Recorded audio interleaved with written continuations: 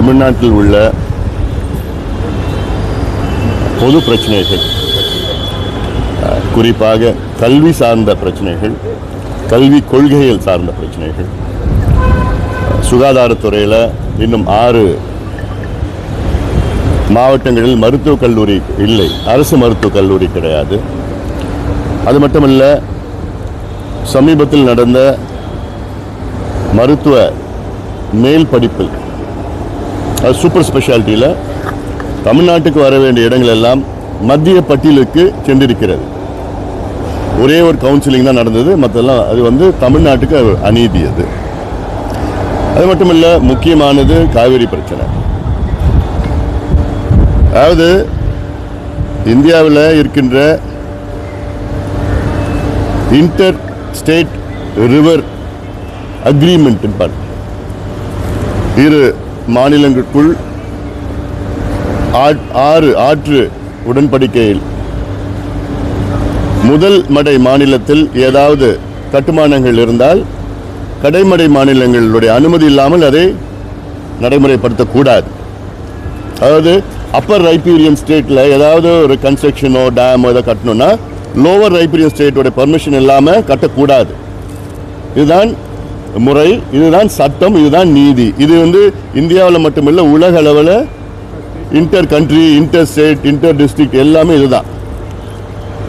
ஆனால் இங்கே தமிழ்நாடு அனுமதி இல்லாமல் கேரளா கர்நாடகாவில் டிபிஆர் தயார் பண்ணிக்கிறாங்க. அது அனுமதி தயார் செய்து அனுமதி கொடுப்பதே தப்பு. இது நீதிமன்றம் போகணும், இங்கே பேசணும். இது ஒரு மிகப்பெரிய பிரச்சனை. மேகதாதான கட்டக்கூடாது. ஏன்னா சாதாரண காலத்தில் இன்னைக்கு ஜூன் 12ஆம் தேதி நாளை மறுநாள் விவசாயிகளுக்கு தண்ணி திறந்து விடணும் மேட்டூர் அணையில். ஆனால் இன்னைக்கு 7 ஆண்டுகளுக்கு பிறகு முதல் முறையாக இன்னைக்கு ஜூன் 12 மேட்டூர் அணை திறக்க முடியாத ஒரு சூழல். ஏன்னா மேட்டூர் அணையில் இன்னைக்கு 40 டிஎம்சி தண்ணி தான் இருக்கு. அதில் குறைஞ்சது 90 அடி உயரம் வந்தால் தான் இன்னைக்கு தண்ணி திறக்க முடியும். ஆனால் இல்லை. ஸோ அப்போது இந்த சூழலில் இன்னொரு அணை கட்டினா குடிக்கிறதுக்கு தண்ணி வராது நமக்கு. அதனால் இது மிகப்பெரிய ஒரு அநீதி. இது அங்கே பேசணும், பேசி கேட் க்ளோஸ் பண்ண வரேன். அதாவது இயக்குனர் பாரதிராஜா அவருடைய மறைவு இதெல்லாம் மிகப்பெரிய ஒரு அதிர்ச்சி.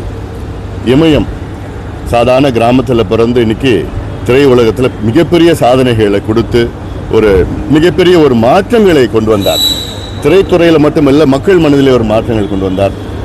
கடந்த வாரம் 2ஆம் தேதி அன்னைக்கு, அதாவது ஜூன் 2ஆம் தேதி அன்னைக்கு நானும் இயக்குனர் தங்கர் பச்சனும் அவரை போய் பார்த்தோம்.